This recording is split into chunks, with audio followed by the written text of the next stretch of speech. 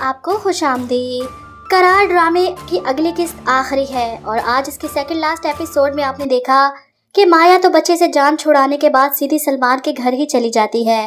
جانتی ہے کہ اب گھر واپس جائے گی تو اس کے ماں باپ اسے نہیں چھوڑیں گے یا جنید ہی اسے جان سے مار دے گا۔ اسی وجہ سے وہاں سے ہی جنید کو فون کر کے بتاتی ہے کہ میں سلمان کے گھر پر ہوں۔ اب جنید سے یہ سب کیسے برداشت ہو سکتا ہے؟ جب اسے پتا چلے گا کہ مایا نے اس بچے کو بھی ختم کر دیا ہے تو وہ تو اسے شاید فون پر ہی طلاق دے دے۔ سلمان کہی لگا کر ہنستا ہے کہ شریف آدمی کا تو یہی سب سے بڑا مسئلہ ہے، اپنی عزت کی خاطر خاموشی سے ہر بات برداشت کر لیتا ہے۔ ادھر عمار کو موقع چاہیے تھا فریحہ کو اپنی زندگی سے بے دخل کرنے کا، کیونکہ وہ نہیں چاہتا کہ فریحہ ایک معذور شخص کے ساتھ ساری زندگی گزارے۔ کچھ اپنی بیماری کا بہانہ اور کچھ جنید بھائی کی طرف سے ملنے والے چیک کا بہانہ بنا کر فریحہ کو دھتکارتا ہے، اسے گھر سے جانے کو کہتا ہے۔ ہمارا رشتہ مزید نہیں چل سکتا، تمہیں کوئی ضرورت نہیں معذور شخص کے ساتھ اپنی زندگی برباد کرنے کی، میری طرف سے تم آزاد ہو۔ فریحہ روتے ہوئے اپنے تایا ابو کے گھر واپس جاتی ہے۔ دروازہ کھولتے ہی اپنے تایا کو دیکھ کر ہمت ہار جاتی ہے، بے ہوش ہو جاتی ہے۔ اس کے تایا اسے سنبھالتے ہیں، چلاتے ہیں، اپنی بیوی کو آواز دیتے ہیں، نادرا فریحہ کو دیکھو کیا ہو گیا۔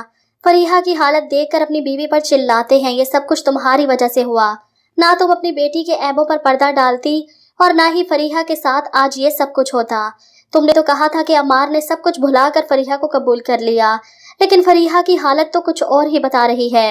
ادھر عمار اپنے بھائی کی بھیک انہیں واپس کرنے ان کے گھر جاتا ہے۔ جنید اسے سمجھاتا ہے کہ بہت غلط سمجھا تم نے فریحہ کو، وہ مجھ سے چیک نہیں لینا چاہتی تھی، میں نے زبردستی دیا۔ جب مجھے پتا چلا کہ 5 مہینے کی سیلری تمہیں نہیں دی گئی تو میں بہت شرمندہ ہوا، اسی لیے تو تمہارا سامنا نہیں کر سکتا تھا۔ قدر کرو اپنی بیوی کی، بہت اچھی اور مخلص ہے تمہارے ساتھ۔